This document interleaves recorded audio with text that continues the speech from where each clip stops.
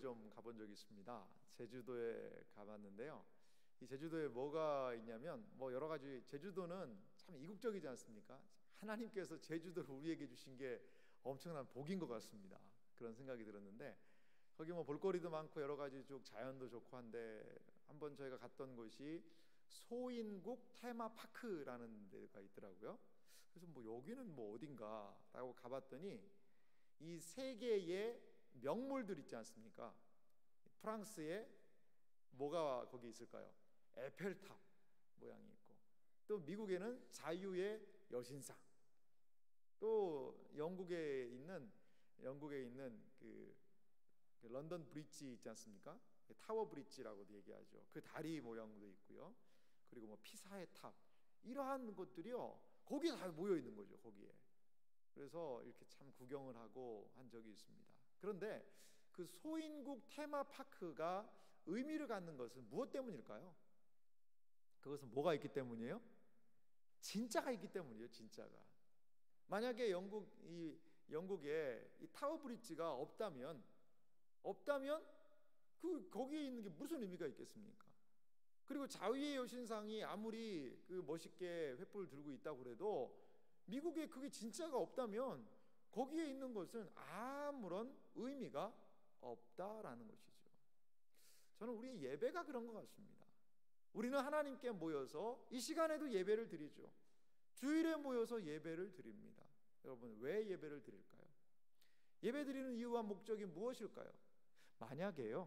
만약에 예배를 드리는 것이 그냥 우리끼리 모여서 그냥 좋은 말씀 듣고 이렇게 하는 거지로 멈춰서고 그것이 다라면 우리의 예배는 많은 부분 의미를 상실할 것입니다. 우리의 이 땅에서의 예배는, 이 땅에서 드리는 예배는요 실체가 아닙니다. 모형입니다. 마치 소인국 테마파크에 거기에 에펠탑의 모형이 있어서 그 탑의 모형이 사실이죠. 탑입니다. 하지만 그것은 프랑스 파리에 있는 에펠탑의 진짜를 갖다가 한 모조품인 듯이 이 땅에서 우리가 드리는 성도들이 드리는 예배는 완전한 예배는 아니라는 거죠. 아니, 우리가 드리는 예배가 완전한 예배가 아니라면 그럼 이게 어떻게 되는 건가? 우리가 이 땅에서 드리는 예배는요 천상에서 드려질 예배의 하나의 축소판이고 모형이라고 할 수가 있다는 것이죠. 그러면 천상에서는 과연 어떠한 예배가 드려질 것인가? 우리는 오늘 요한계시록 4장을 통하여서 하늘에서 드려지는 예배, 천상의 예배, 하늘 아버지 성부 하나님을 어떻게 경배하는지를 오늘 말씀을 통하여서 살펴보기 원합니다. 여러분, 드디어 7교회 시리즈를 마무리를 했습니다. 마무리를 하고 요한계시록 4장으로 들어왔습니다. 여러분들을 축하드립니다. 7교회 한 교회 한 교회 참 괜찮긴 했지만 이게 언제 이러다가 언제 갈까 걱정하지 마십시오. 이제는 여러분들이 좀 벨트를 좀 꽉 조여야 될 것 같아요. 이제부터 한 장씩 쭉쭉쭉 나갑니다. 그래서 이 요한계시록 한 장 내용씩을 앞으로 계속해서 살펴나갈 테니까요 여러분들께서 지속적으로 동참하시면 감사하겠습니다. 이제 우리가요 두 번째 환상으로 들어오게 되었습니다. 유인물 1번에도 보면 이렇게 얘기하죠. 두 번째 환상의 구조라는 것이 있습니다. 이 두 번째 환상이라는 것은 이 성경 구절을 근거로 하죠. 4장 2절에도 보니까요 내가 곧 성령에 감동되었더니, 1장 10절에도 9절에도 성령에 감동되었더니, 그 감동이란 단어가 있었고, 또 오늘 본문 4장 2절에도 성령에 감동되었더니, 17장에도 성령의 감동, 21장에도 성령의 감동되었다는 이 네 가지 성령의 감동되었다. 이것이 뭐라고 그랬죠? 요한계시록을 이해하고 구조를 나누는 열쇠라고 그랬습니다. 이제 드디어 우리는 두 번째 성령에 감동되었더니 거기에 들어오게 되었는데요 이 두 번째가요 요한계시록에서 가장 많은 양을 차지하고 있습니다. 첫 번째는요 성부와 성자에 대한 찬양, 이게 4장과 5장의 내용입니다. 그리고 일곱 인이라는 심판 시리즈가요 6장에서부터 8장 5절까지 이게 이제 인심판이라는 것이 등장을 하고요. 그 다음에 일곱 나팔 심판이 8장 6절에서부터 11장 19절까지 등장을 합니다. 그리고 전투하는 교회라는 이 장면이 나오고요. 그 다음에 일곱 대접 심판이 15장에서부터 16장에 걸쳐서 등장을 합니다.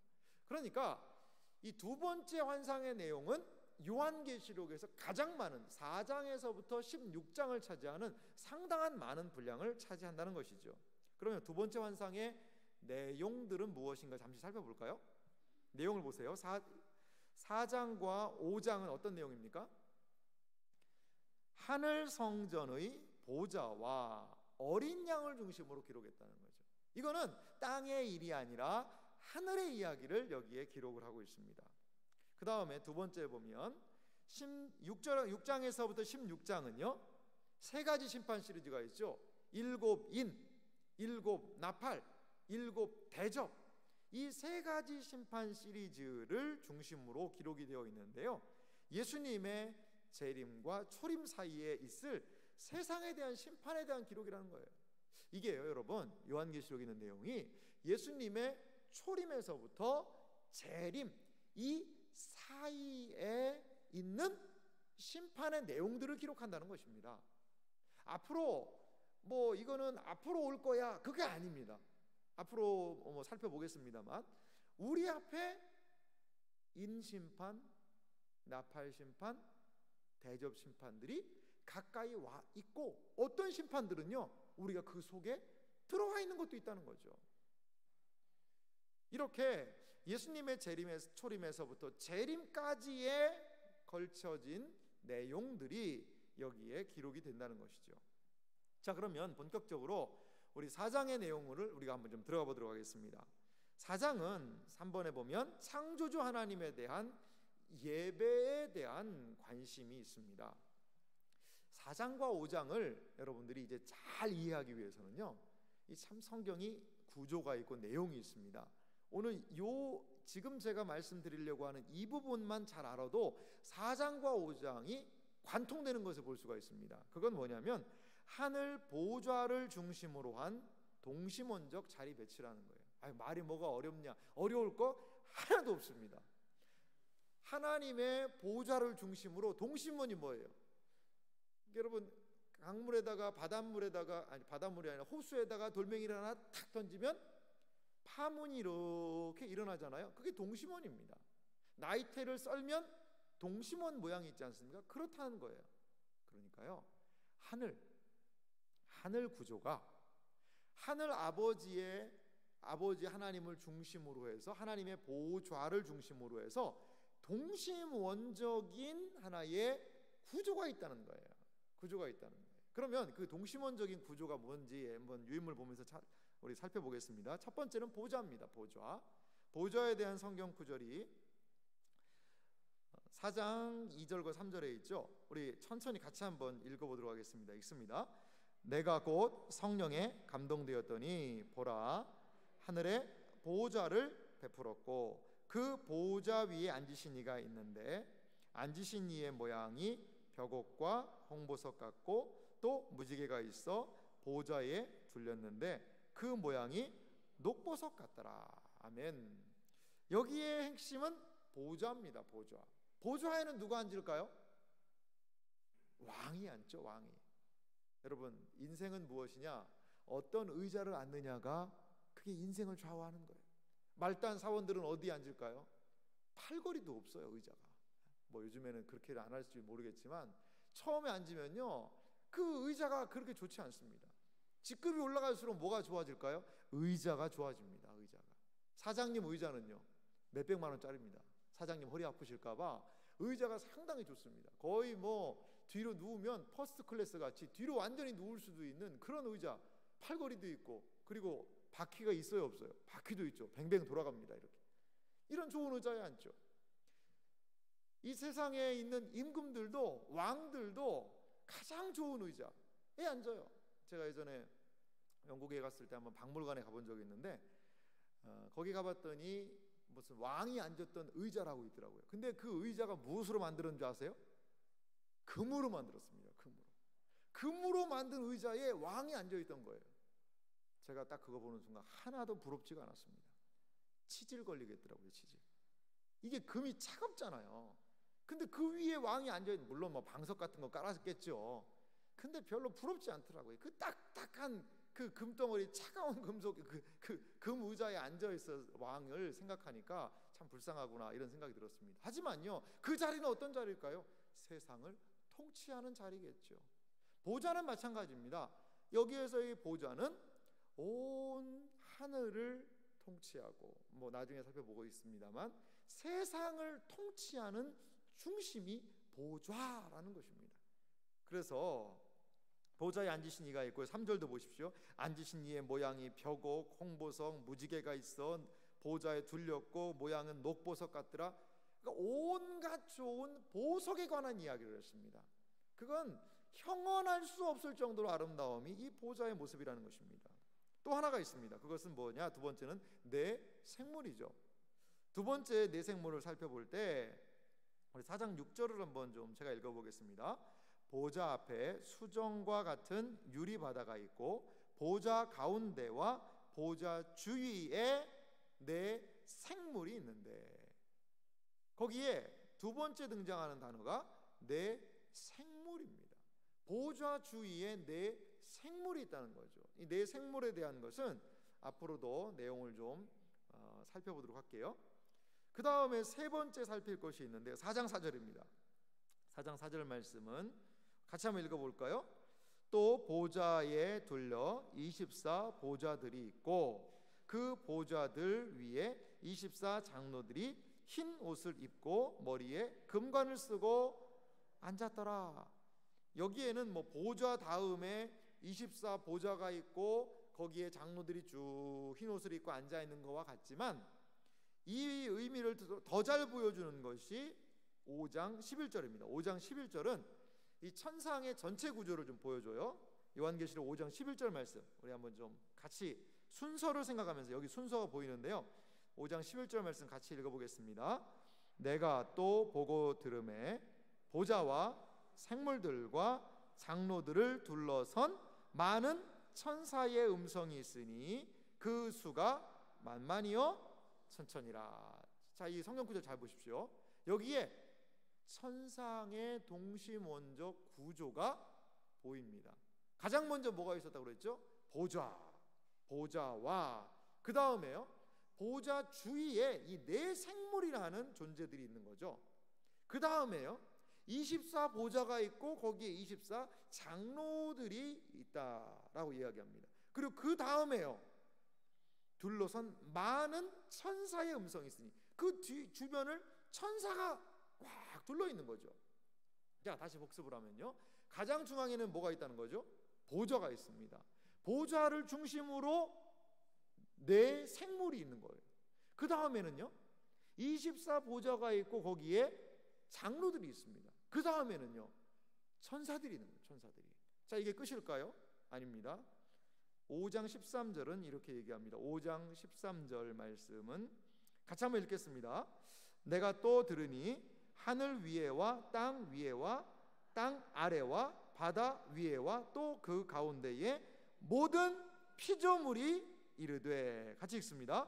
보좌에 앉으신 이와 어린 양에게 찬송과 존귀와 영광과 능력을 세세토록 돌릴지어다 하니. 아멘.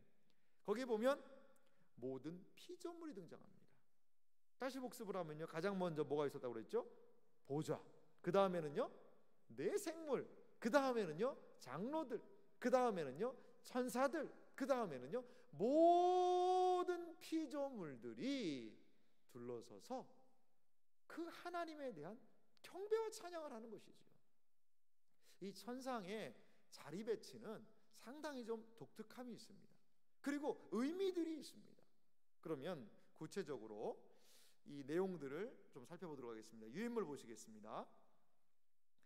반가로 1번을 보면 보좌에 앉으신 분에 대해서 우리가 생각을 해보겠는데요, 이 보좌는 진정한 세상의 통치의 자리라는 것이죠. 진정한 세상의 통치의 자리입니다. 보좌는 무엇일까요? 우주와 역사의 통치자, 구원과 심판자가 거기 앉아 계신다는 것이죠. 여러분, 이걸 한번 좀 그 당시, 이 성경이 기록될 당시의 내용을 한번 좀 생각해 봅시다. 그 당시에 이 로마의 압제에 놓여 있던, 로마가 지배하던 그 많은 사람들, 이 성경을 받아들였던 믿음의 사람들, 로마에 박해가 있고 핍박이 있던 사람들의 가시적인 눈으로 보는 것은 어떠한 보좌가 있었을까요? 로마 황제의 자리가 있었겠죠. 로마 황제가 딱 앉아서 로마에서 온 세상을 심판하고, 이 영화 같은 데 보면 황제가 뭐 이런 거 하지 않습니까? 이렇게 해가지고 황제가 손을 슉 내리면 사람이 그냥 죽어나가요. 이렇게 하고 있다가 탁 하면은 살리라는 거예요. 이렇게 황제가 생명을 살리고 생사여탈권을 가지고 있는 가장 강력한 존재로 여겨지는 때였습니다. 황제의 보좌가 건재한 것과 같은 때였죠. 그런데 그 성도들에게 또 하나의 보좌가 있다는 거예요. 또 하나의 보좌가 있다는 것입니다. 그것은 무슨 보좌일까요? 하늘에 하나님께서 좌정하셔서 찬란하고 영광스러움으로 다스리는 하늘의 보좌가 있다는 것입니다. 여러분, 이것이 초대교회 성도들에게 얼마나 큰 위로였을까요? 로마의 박해와 로마의 압제가 있었지만 그것을 넘어서서 로마의 황제들까지도 폐위하시고 다른 황제를 세우시는 절대 권력의 하나님, 그분께서 보좌에 앉아 계신다. 이것이 이들에게 얼마나 큰 위로였을까요? 사랑하는 성도 여러분, 직장생활 하시는 분들, 회장님이 뜨면 어떻게 될까요? 조심해야죠. 몸살해야죠. 회장님이 뜬다고 그러면 뭐 난리가 납니다. 참 그런 표현이 되게 그렇던데요. 제가 청년 사역을 할 때 S모, 여러분이 아는 거기입니다. S모 기업에 다니는 그러한 형제들이 좀 많이 있었어요. 그랬는데 그 S모 기업의 회장님 지금 S모 병원에 누워 계십니다. 지금 그분 아직 안 돌아가셨어요. 근데 그 회장님은 뭐라고 부르냐? 신이라고 부른대요. 신이라고 부른대요. 그 S모 기업에 다니는 그 사람들은 그 회장님을 거의 신이라고 부른다는 거예요. 그 회장님이 떴다 하면 그냥 막 끝인 거죠. 끝. 예. 여러분, 그 회장님이 그 말단 직원의 생사여탈권을 쥐고 있는 것 같아요.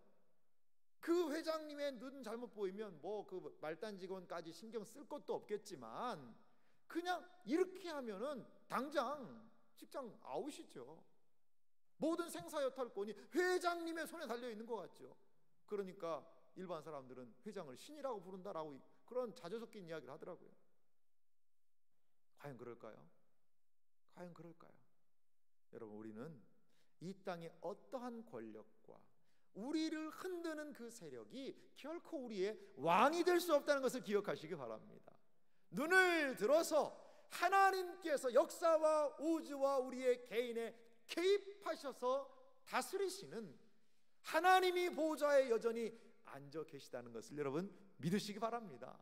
사도 요한이 하늘의 보좌를 봤을 때 얼마나 깜짝 놀라면서도 할렐루야를 불렀을까요? 로마의 황제에 의해서 그가 유배를 당해서 지금 반모섬에 갇혀 있지만 하나님께서는 여전히 살아계셔서 보좌에서 세상을 다스리고 계시는구나. 이것이 우리가 붙잡아야 되는 믿음인 줄 믿습니다. 그리고 가로 2번을 보면 보석들이 등장하는데요. 이 보석은요, 보좌에 앉아 계신 하나님의 성품과 사역들을 의미합니다. 뭐 한 가지 다 살필 수는 없으니까 여러분들이 보석이 나오면 하나님의 성품, 맑고 깨끗하고 청아하고 고귀하고 순결하고 한 보석들을 통하여서 하나님의 성품들을 드러내고 있다는 것을 생각할 수 있습니다. 자, 우리가 또 그 다음에 내생물을 좀 살펴봤었죠. 두 번째로 궁금한 게 내생물입니다. 이 내생물은 참 독특하고 우리에게 생소합니다. 내 생물은 가로 2번에도 보면 반가로 2번에 가장 하나님의 측근에서 하나님을 섬기는, 결론적으로 얘기하면 천사입니다. 이 내 생물이라고 그래서 무슨 뭐 곰, 사자 이런 게 그냥 그 주변에 있는 게 아니라 뭐라는 거죠? 천사라는 거죠. 내 생물은 천사를 얘기를 해요. 자, 이 특징을 보면요, 첫 번째로 눈들이 어떻게 하다는 거죠? 가득하다는 거죠. 눈들이 가득한 이 내 생물의 모습을 우리가 좀 살펴볼 수 있습니다. 그런데요, 이 왜 눈이 많을까요? 눈이 많은 이유는 뭐냐면 거기에 유인물에도 나와 있죠. 세상에서 일어나는 일들을 끊임없이 감찰하고 보기 위함이라는 거죠. 보기 위함이라는 거예요. 6절 하반절에도 이렇게 나와 있죠. 보좌 주위에 내 생물이 있는데 앞뒤에 눈들이 가득하더라. 이게 진짜 문자적이라면 그러면 상당히 무서울 거예요. 이 내 생물 앞뒤에 눈들이 가득하다. 온통 막 눈이 달려 있다고 생각해 보세요. 이제 상징적인 의미겠죠. 눈이라는 건 그만큼 온 세상을 감찰하고 볼 수 있는 안목이 이 내 생물들에게 있다는 것이죠. 근데 내 생물의 모습이 상당히 독특합니다. 독특한데요, 7절 말씀 우리 같이 한번 읽어보겠습니다. 그 첫째 생물은 사자 같고 그 둘째 생물은 송아지 같고 그 셋째 생물은 얼굴이 사람 같고 그 넷째 생물은 날아가는 독수리가 같다는 거죠. 독수리. 자, 유인물 정리된 거 보세요. 첫째 생물은 사자와 같다는 거죠. 사자는 뭐의 대표일까요? 가장 강한 동물의 대표입니다. 백수의 왕이라고 할 수 있는 사자죠. 두 번째는요, 송아지라고 얘기하는데요, 가장 강한 가축의 대표죠. 이 소는요, 가축의 대표입니다. 세 번째는요, 얼굴이 사람 같다라고 이야기하는데 가장 지혜로운 그러한 피조물들의 대표가 사람이죠. 그리고 넷째 생물은요, 독수리와 같다는 거죠. 가장 민첩하고 빠른 새의 대표죠. 그러니까 이 네 생물의 모습이 이 지구상에 존재하고 활동하고 움직이는 피조물들의 대표의 모습을 하고 있다는 것입니다.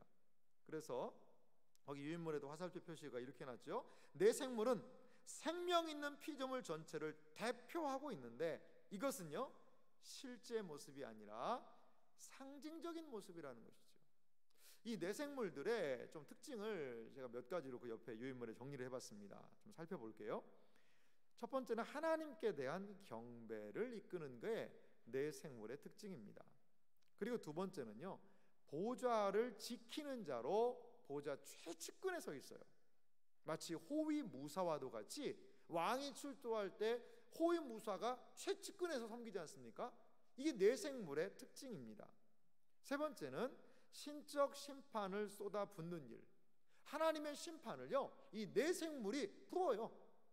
인, 나팔, 대접, 이 심판 시리즈들이 갈 때 내 생물이 뭘 하나를 좀 살펴보시기 바랍니다.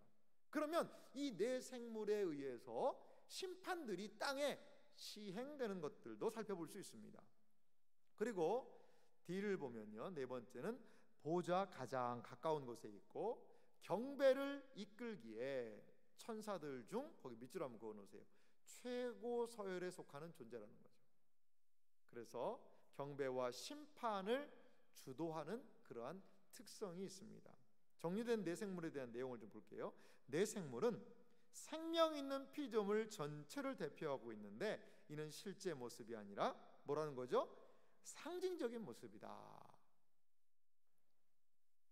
결론적인 부분이기도 합니다만 유인물 보십시오. 내 생물은 에스겔이 보았던 에스겔 1장에 뭐가 등장하냐면 그룹이라는 일련의 무리가 등장을 해요. 이 그룹과 이사야가 보았던 이사야 6장에 스랍이라는 무리가 등장을 합니다. 이 두 가지의 결합된 형태를 보이고 있는 것을 볼 수 있어요. 그래서 구약에 나와 있는 그룹, 스랍 이런 것들이 내 생물과 동일한 것임을 보여주고 있다는 것이죠. 그래서 4장 8절에도 보니까요, 4장 8절, 요한계시록 4장 8절 말씀 보겠습니다. 내 생물은 각각 6 날개를 가졌고 그 안과 주위에는 눈들이 가득하더라. 그들이 밤낮 쉬지 않고 이르기를, 함께 읽습니다. 거룩하다 거룩하다 거룩하다 주 하나님 곧 전능하신 이여, 전에도 계셨고 이제도 계시고 장차 오실 이시라 하고. 여러분, 이거 어디서 많이 보던 구절 아닙니까? 한번 좀 찾아볼까요? 이사야 말씀 한번 찾아보겠습니다. 우리가 수요일은 성경을 좀 함께 공부하고 하는 시간이니까요, 성경도 찾아가면서 보겠습니다. 이사야 6장을 한번 펴보시기 바랍니다. 이사야 6장을 한번 펴보세요. 이사야 6장 말씀 974쪽 구약 성경이 있습니다. 자, 제가 한번 읽어볼게요. 이사야 6장 1절부터 보겠습니다. 우시야 왕이 죽던 해에 내가 본즉 주께서 높이 들린 보좌에 앉으셨는데 그의 옷자락은 성전에 가득하였고 스랍들이 모시고 섰는데 각기 몇 개가 있어요? 6날개가 있어 둘로는 자기의 얼굴을 가리었고 둘로는 자기의 발을 가리었고 둘로는 날며 서로 불러 이르되 거룩하다 거룩하다 거룩하다 만군의 여호와여, 그의 영광이 온 땅에 충만하도다 하더라.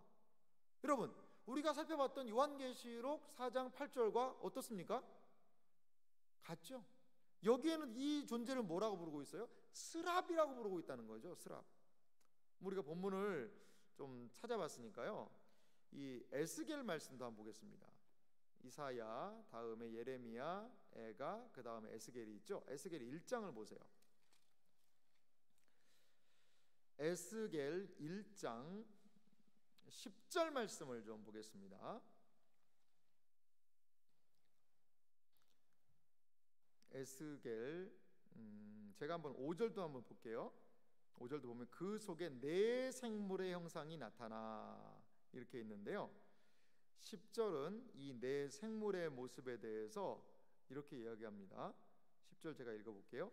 그 얼굴의 모양은 넷의 앞은 사람의 얼굴이요, 넷의 오른쪽은 사자의 얼굴이요, 넷의 왼쪽은 소의 얼굴이요, 넷의 뒤는 독수리의 얼굴이니. 여러분, 어디서 많이 듣던 이야기죠. 이렇게 네 생물, 여기에는 이 에스겔 1장 같은 경우에는 무엇을 이야기하고 있냐면 이게 그룹이라는 존재에 대해서 이야기하고 있거든요. 그룹을 설명하면서 에스겔이 본 그룹의 모습은 오늘 봤던 요한계시록 4장에 등장하는 네 생물과 너무나 흡사하게 되어 있다는 거죠. 그러니까 에스겔에 등장하고 있는 그룹, 이사야에 등장하고 있는 스랍, 이 둘을 섞어 놓은 것이 오늘 네 생물과 같다는 것이죠. 그러니까 이것은 섞어 놨다기보다 그룹이 스랍이고 스랍이 그룹이라는 거예요. 똑같은 것을 다르게 표현한 것 같아요. 이들은 네 생물로서 하나님의 최측근에서 하나님을 찬양하며 경배한다는 겁니다. 우리가 짧게 살펴봤습니다만 요한계시록을 잘 여러분들이 이해하기 위해서는 이렇게 예언서, 선지서와 이게 연결되는 것들을 좀 기억할 필요가 있습니다. 에스겔이 본 환상, 이사야가 본 환상, 그 환상의 완성은 사도 요한이 네 생물을 바라보면서 완성했다는 것이죠. 이렇게 성경이요 연결되어 있는 것입니다. 어떤 분이 요한계시록을 연구를 했대요. 20년간을 요한계시록을 연구했다라고 얘기해요. 근데 요한계시록을 혼자 연구를 했어요. 근데 이게 너무나 안 맞는 거예요. 왜 안 맞느냐? 요한계시록을 연구하기 위해서 요한계시록만 보면 안 되거든요. 근데 그분은 그 요한계시록만을 가지고 막 연구를 한 거예요. 단어 맞춰가면서. 근데 이미 이렇게 선지서에 요한계시록의 의미들을 미리 얘기하고 있는 거죠. 다니엘서가 이야기하고 있고, 이사야서가 이야기하고 있고, 에스겔서가 이야기하고 있고, 그러한 내용들을 가지고 요한계시록을 더 펼쳐내서 분명하게 하고 있다는 거죠. 그래서 요한계시록을 우리가 알려면 이러한 선지서들에 대한 이해가 필요하다는 거죠. 여러분, 상당히 좀 절망스러우신 것 같아요. 계시록도 힘들고 선지서는 더 힘든데 나보고 어떡하란 얘기냐. 그래서 친절한 희철 씨가 여러분들에게 있지 않습니까? 그러니까 여러분들은 그냥 이렇게 따라오시면서 거기에 이게 있었네. 참 여러분, 이게 조금 찾아보니까 되게 신기하죠. 이렇게 계시록 말씀에는 선지서의 내용들이 많은 부분은 거기에 소개되고 있다는 것이죠. 이걸 조금 어려운 말로 인유라고 그럽니다. 인용은 그대로 갖다 쓰는 건데 인유는 비슷하게 갖다 쓰는 것이죠. 인유라는 조금 내용을 씁니다. 여러분들은 지금 상당한 수준의 요한계시록을 지금 듣고 계시는 겁니다. 여러분, 인유도 아닐까요? 인유. 요한계시록은 구약의 예언서를 인유했다. 이 한마디를 공부하려고 많은 사람들은 엄청나게 많은 이야기를 하는데 간단하게 말씀드렸습니다. 여러분 이해하실만 하시죠? 상당한 수준이 올라오신 겁니다. 들으면 들을수록 내공은 올라가는 것 같습니다. 그렇습니다. 여기에서 이야기하고 있는 바가 뭘까요? 하나님 최측근에서 하나님은 이렇게 가장 지상의 최고의 대표급들이 모여서 찬양하고 있는 이 모습, 이것을 이야기하고 있다는 거죠. 그 다음에 한번 두 번째로 살펴보도록 하겠습니다. 세 번째로 살펴보겠습니다. 반가로 3번인데요 24장로라는 그 무리들이 등장하는 것을 볼 수가 있습니다. 4장 4절 말씀 우리 다시 한번 읽어볼까요? 요한계시록 4장 4절 말씀 같이 읽겠습니다. 또 보좌에 둘러 24보좌들이 있고 그 보좌들 위에 24장로들이 흰옷을 입고 머리에 금관을 쓰고 앉았더라. 아멘. 오늘 삼남전도회가 찬양을 했는데 우리 장로님 찬양단이었어요. 거의 참 복된 찬양단이었는데요. 이 구절을 읽으면 우리 장로님들이 상당히 좀 좋아하실 것 같아요. 왜냐? 야, 하늘에 봤더니 이 24개 의자가 있고 거기에 24장로들, 야, 우리는 거기 가서 앉는 거구나. 야, 장로들이 거기 앉아 있구나. 야, 장로 되길 잘했다. 이렇게 좀 생각하시는 분들이 혹여나 계실지 모르겠어요. 이번 주 토요일 날 우리 장로 장립을 하시는데, 야, 내가 앉을 자리가 저기구나. 또 이렇게 생각하시는 분이 있을 수도 있을지 모르겠습니다. 근데 과연 정말 장로님들만 거기 앉을까요? 아, 우리 권사들은 어디 앉습니까? 권사 자리도 하나 해야 되지 않습니까? 그러면 집사는 어떻게 합니까? 그런 이야기가 여기 아닙니다. 용어가 같다고 그래서 의미가 똑같은 건 아니거든요. 그러면 이 장로라는 의미가 뭔지 한번 살펴보도록 하겠습니다. 유인물 보십시오. 24장로들은 가로 1번을 보면요, 보좌, 이 라오디게아 교회에 이기는 자들에게 보좌를 앉혀주겠다 이렇게 약속하셨는데요, 보좌에 앉아 있다는 거죠. 그리고 흰옷을 입었어요. 흰옷은 누구에게 준다고 그랬죠? 4대 교회에 이기는 자들에게 흰옷 준다고 얘기했습니다. 입고 있으며 면류관을 쓰고 있어요. 면류관은 누구한테 준다고 그랬습니까? 핍박받았던 서머나 교회가 죽기까지 충성한 자에게 면류관 주겠다고 그랬죠. 쓰고 있어요. 그러니까 이 장로들이 앉아 있다라는 것은 단순하게 어떤 사람이 앉아 있는 것이 아니라 여러분 이 장로가 앉아 있다는 의미는 좀 여러분들이 생각할 때는 뭐 같으세요? 이거는 단순한 사람이 아니라 뭐라는 거죠? 교회 공동체를 얘기하는 거예요. 24장로라는 것은 단순하게 어떤 사람이 존재가 앉아 있는 것이 아니라 7교회의 이긴 교회들이 거기다 모여 있지 않습니까? 보좌에 앉혀주겠다, 흰옷을 입히겠다, 면류관을 주겠다. 이긴 교회들이 거기에 앉아 있는 것입니다. 가로 2번을 좀 볼까요? 24장로들은 구약시대 성전에서 섬기는 24제사장의 반열을 배경하고 있다. 그러니까 구약의 성막을 지키고 하는 24반열의 제사장들이 존재했어요. 그것과 상당히 예배 경배의 측면에서 유사한 것 같습니다. 그리고요, 가로 3번을 보면 24장로의 숫자는 12 결합이다. 뭐 짜맞추기가 아니냐 이렇게 생각할 수도 있긴 한데요, 근데 여기엔 또 의미가 있는 것 같습니다. 요한계시록에는 숫자가 많이 등장해요. 여러분들이 계시록에 가장 두려워하는 숫자는 몇인가요? 666이죠. 666. 보십시오. 무서운 게 나오니까 막 자막도 나오지 않습니까? 666이에요. 666. 근데 요한계시록에는 666만 등장하는 게 아닌가? 4도 등장합니다. 14만 4천도 등장을 합니다. 12라는 숫자가 상당히 많이 단골로 등장을 합니다. 오늘 24도 등장을 합니다. 그리고 뭐 42달, 3년 반, 1260일 뭐 이런 숫자들이 많이 등장을 하고 있거든요. 이게 참 요한계시록을 난해하고 어렵게 합니다. 그런데 24장로라는 것은 저도 참 이 해석이 많은 부분에서 동의를 하고 있습니다. 구약시대의 12지파와 또한 신약시대의 12사도를 좀 의미하는 그런 부분들이 여기에 있지 않나 생각이 듭니다. 에이 목사님 너무 그거는 껴 맞추기 아닙니까? 그럼 한번 좀 우리 계시록은 뭐라고 얘기하는지 한번 살펴볼까요? 요한계시록이요, 저 뒤쪽으로 한번 가보세요.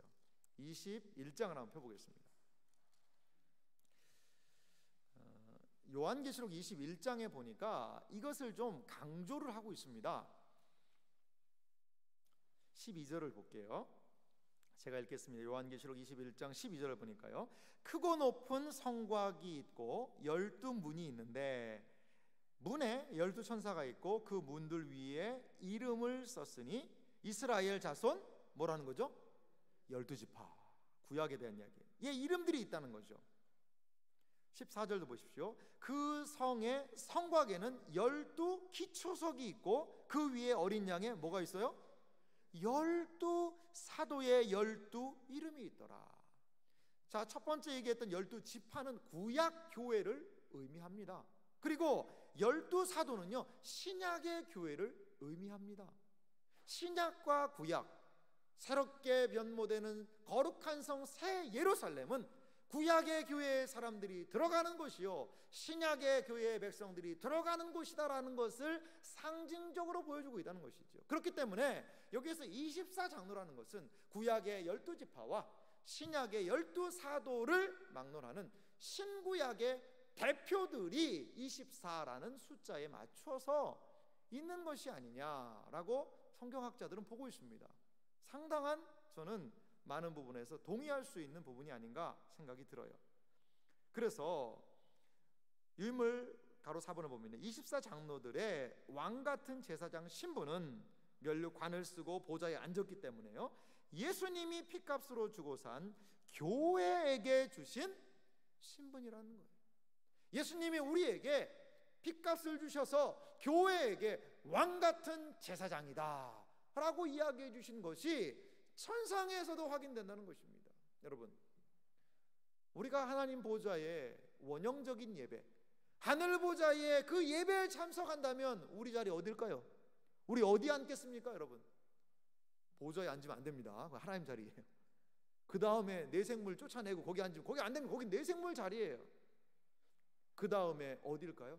그 다음에 24장로의 자리가 우리가 하나님을 경배하고 찬양하는 우리 교회의 성도들이 앉을 자리가 바로 24보좌요 24장로로 대표되는 자리가 우리 성도들의 자리라는 거예요. 자리라는 거예요. 참 얼마나 영광스러울까요? 보좌에 하나님이 경배를 받으세요. 내 생물은 주야로 거룩하다 거룩하다 거룩하다 라면서 하나님을 찬양하고 있어요. 최측근에서 말이죠.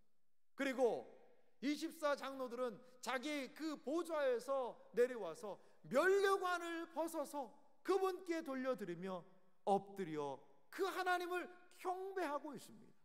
그 뒤에는 천군 천사들이 찬양을 부르며 영광스럽게 그분의 영광스러움을 찬양하며 영광을 돌리고 있습니다. 그 뒤에는 모든 피조물이 살아계신 하나님, 지금도 역사하신 하나님, 구원의 하나님, 창조의 하나님, 이 하나님에 대하여서 뜨거운 찬양으로 영광과 경배를 드리고 있다는 것을 여러분 상상해 보시기 바랍니다. 그 천상의 예배가 얼마나 아름다울까요? 우리가요, 이 요한계시록은요, 이렇게 정말 한 시간에 싹 스킵하고 지나갈 만한 그런 장이 사실은 아닙니다. 이 4장은요, 이 4장에 대해서 우리가 깊이 이해하면 우리가 드리는 예배가 달라질 거예요. 주일의 예배가 영광스러운 보좌의 그 원형과 더 담고 싶은 예배로 이 안에 갈망이 생긴다는 것이죠. 여러분 기억하시기 바랍니다. 예배는 하나님이 받으시는 것이라는 것을 기억하기 바랍니다. 예배는 결코 우리가 만족하고, 오늘 어떻게 목사님이 좀 말씀을 좀 잘 준비했나, 좋은 말씀 한번 들려주시오, 아니죠. 아니죠. 예배는 무엇입니까? 납작 엎드려서 장로들이 보좌의 자리에서 벌떡 일어나서 면류관까지 벗고 납작 엎드려서 하나님을 찬양하는 그 자리, 거기가 예배입니다. 그것이 예배입니다. 우리가 예배를 드릴 때마다 무엇을 기억해야 할까요? 앞에서 찬양하는 찬양대가 어떻게 찬양하느냐, 그게 집중하는 대상이 아닙니다. 앞에서 목사가 무엇을 얘기하느냐, 그것이 집중될 것이 아닙니다. 찬양대의 찬양을 통하여서, 기도를 담당하시는 장로님의 기도를 통하여서, 그리고 부족한 목사의 설교를 통하여서 하나님 아버지께서 어떻게 드러나시는가, 어떻게 내가 그 하나님 앞에 부복하여 엎드려서 면류관 벗어서 주님께 드리세라고 그 주님을 향하여, 드러난 주님에 대하여, 알게 된 주님에 대하여 경배할 것인가, 그것이 우리의 예배라는 것을 여러분 믿으시기 바랍니다. 우리 세안공동체 예배가 어떻게 되어야 할까요? 이제 어른들은 그런 얘기를 하셨어요. 예배 보러 가, 이렇게 얘기하셨어요. 그 예배를 보러 간다는 표현을 많이 하셨던 것 같아요. 예배는 보러 가는 게 아니라 드리러 가는 거죠. 드리러 가는 거예요. 이 24 장로의 모습과도 같이 그 주님께 엎드려서 경배하며 주님을 찬양하는 것, 이것이 예배라는 것이죠. 이제 우리가 예배 드릴 때 항상 이 그림을 생각하세요. 보좌에 앉으신 그분께 모든 경배를 올려드리는 것, 이것이 우리의 예배임을 믿습니다. 또한 가로 4번을 보십시오. 반가로 4번 보면 보좌 앞에 수정 같은 유리 바다가 등장을 하고 있습니다. 6절 말씀을 좀 다시 한번 읽어볼게요. 같이 읽습니다. 보좌 앞에 수정과 같은 유리 바다가 있고 보좌 가운데와 보좌 주위에 네 생물이 있는데 앞뒤에 눈들이 가득하더라. 하반절은 좀 전에 읽었었죠. 그러니까요, 보좌 앞에 수정과 같은 유리바다라는 게 있습니다. 유리바다. 이 유리바다라는 것은 어떤 의미가 있냐면, 유인물 한번 보세요. 보좌는 종말의 심판이 시작되는 곳이고요, 종말의 심판은 하나님의 주권과 하나님의 뜻에 의해서 일어나죠. 유리바다는 보좌에 앉으신 분의 지극히 높으심과 거룩하심을 보여주는 장치로 나머지 모든 피조물과 구분되시는 하나님을 보여준다. 거기 밑줄 한번 그어보세요. 나머지 모든 피조물과 구분되시는 하나님을 보여준다는 거예요. 이 구분이라는 개념이 있는데, 그 유리바다가 맑아서 유리인지는 모르겠습니다만 진짜 바다처럼 넓지는 않은 것 같습니다. 하지만 피조물과 창조주의 경계가 있다는 것이죠. 이 경계가 있다는 거예요.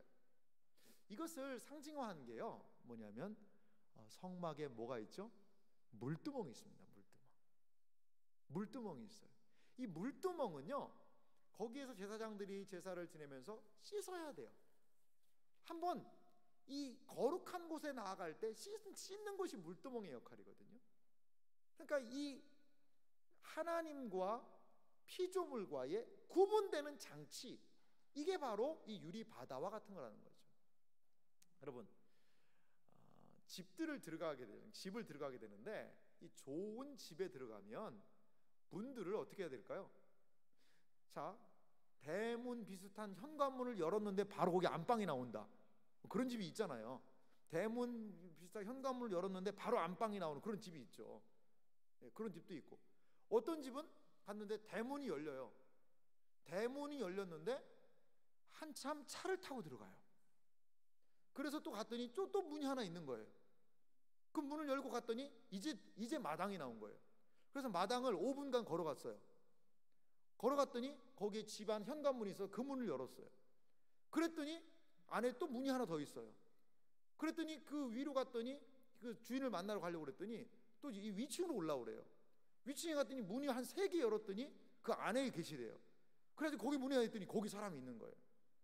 여러분, 이 집 문 바로 열면 현관 있는 집하고 문 열고 들어가는 집하고 이게 좀 차이가 있지 않습니까? 마찬가지로요, 하나님께서는 피조물과 구분되는 분명한 선이 있어요. 우리가 천국에 간다고 다 하나님 되는 거 아닙니다. 우리가 천국에 간다고, 새하늘과 새 땅에 간다고, 야 이제 뭐 나도 영원히 살고, 뭐 하나님도 영원히 살고, 뭐 영원히 사는 존재끼리 한번 잘해봅시다. 아닙니다. 그럴 수 없습니다. 천국에 가서도, 새하늘과 새 땅에 가서도 그분은 영원한 창조주시요, 영원한 구원주시요, 영원한 하나님이시요, 영원한 조물주시요. 우리는 뭐라는 거죠? 영원한 피조물이에요. 피조물. 그것을 절대적으로 구분하는 장치가 유리바다라는 것이죠. 마지막 5번을 보면요, 성부 하나님에 대한 찬양이 등장을 합니다. 하나님의 두 가지를 찬양해요. 이 5장에서 이 4장에서 찬양하는 두 가지가 있는데, 하나님의 먼저는 거룩하심과 또한 하나님의 창조 사역을 찬양합니다. 8절 말씀을 다시 한번 우리 한 목소리로 하나님의 거룩하심을 생각하며 네 생물의 찬양을 우리 같이 한번 해보겠습니다. 같이 읽습니다. 네 생물은 각각 6날개를 가졌고 그 안과 주위에는 눈들이 가득하더라. 그들이 밤낮 쉬지 않고 이르기를 거룩하다 거룩하다 거룩하다 주 하나님 곧 전능하신 이여, 전에도 계셨고 이제도 계시고 장차 오실이라 하고. 하나님의 무엇을 찬양해야 할까요? 그분의 거룩하심을 찬양하는 것입니다. 하나님의 피조물과의 구분됨. 이 거룩에는 두 가지의 개념이 있습니다. 이 거룩에는요, 이 존재적인 탁월함이 있습니다. 이 세상과 구별되는 거예요. 하나님은 완전한 구별되는 것이죠. 그리고 도덕적인 완전성이 있습니다. 그분은 완전하신 분이에요. 탁월하고 구별되셔서 완전하신 그분을 거룩하다라고 찬양하는 것, 이게 천상의 예배라는 것이죠. 그분의 거룩하심, 그분의 온전하심, 그분의 완전하심을 이 천상의 무리들이 거룩이라는 단어를 써서 찬양한다는 것이죠. 우리 주님 완전하신 분입니다. 우리 주님 온전하신 분이십니다. 우리 주님을 바라보며 우리도 내가 거룩하니 너희도 거룩하라라는 이 말씀에 순종하며 나아가는 무리, 성도, 거룩한 무리, 이것이 신자의 정체성이라는 것을 여러분 믿으시기 바랍니다. 예배 센터에는 거룩하신 하나님이 계신 거예요. 그래서 예배를 드리는 존재들이 그분의 거룩을 담고 세상과 구별되고 죄를 끊어내는 이러한 활동들을 하여서 그분의 거룩이 신자들에게 이식되게 해야 된다는 것입니다. 그래서 천군의 천사들이, 네 생물이 그분의 거룩함을 찬양하고 있습니다. 천상에서 또한 우리 성부 하나님에 대해서 무엇을 찬양할까요? 11절 말씀 한 목소리로 같이 우리도 찬양하며 읽겠습니다. 우리 주 하나님이여, 영광과 존귀와 권능을 받으시는 것이 합당하오니 주께서 만물을 지으신지라. 만물이 주의 뜻대로 있었고 또 지으심을 받았나이다 하더라. 성부 하나님에 대한 찬양, 성부 하나님에 대한 경배, 이것에 또한 핵심 내용이 있습니다. 그것은 무엇일까요? 주께서 만물을 지으신지라. 우리 주님은 창조주가 되신다는 거예요. 우리가 어떻게 하나님을 찬양할까요? 무슨 제목을 가지고 찬양해야 될까요? 나를 지으시니가 하나님, 나를 부르시니가 하나님, 얘기하듯이 나를 지으신 그분, 나를 만드신 그분, 내가 이 땅에 보내신 그분이 하나님이라는 거죠. 여러분, 창조주 하나님을 찬양하는 여러분의 생애와 삶이 되길 간절히 소망합니다. 연약한 모습, 부족한 모습이지만 하나님께서 우리를 창조하셨고, 저 천상에서도 저 하늘에서도 하나님의 창조하심에 대하여서 천군과 천사와 온 모든 무리들이 하나님의 창조하심을 찬양한다는 것입니다. 사랑하는 성도 여러분, 이것이 천상의 예배의 아름다운 모습입니다. 하나님이 누구이신지를 분명히 알아요. 그분 거룩한 분이라는 거죠. 하나님이 누구이신지를 분명히 알아요. 우리의 모든 존재의 근원이 당신이십니다. 당신이 우리를 지으셨습니다. 그것을 노래하는 것이 바로 하늘의 예배라는 것이죠. 하늘의 예배는 질서가 있어서 각양 주어진 그 자리에서, 그 현장에서 하나님을 찬양하는 무리들이 있다는 것을 우리는 살펴보았습니다. 여러분, 보좌에 앉으신 하나님은 만물의 창조자이시며 우주와 역사를 통치하는 분이시다. 우리가 이것을 기억하여야 할 것입니다. 이 하나님께서 여전히 지금도 보좌에 앉아 계십니다. 보좌에 앉아 계신 그분은 지금도 세계와 역사와 우리 개인의 모든 것들을 주관하고 계시다는 것을 기억하며 일평생 주님 앞에서 우리 천상의 그 자리에서 24장로들이 둘러싸여 있는 우리의 자리 거기에서 영광의 주님을 찬양하는 그날까지 이 땅에서 하늘 보좌와 연결된 예배, 요한계시록 4장을 본따서 드리는 그 예배, 그 예배자로 서로 나아가시는 복되는 총회 역사가 모두에게 있으시기를 주님의 이름으로 축원합니다. 기도하겠습니다.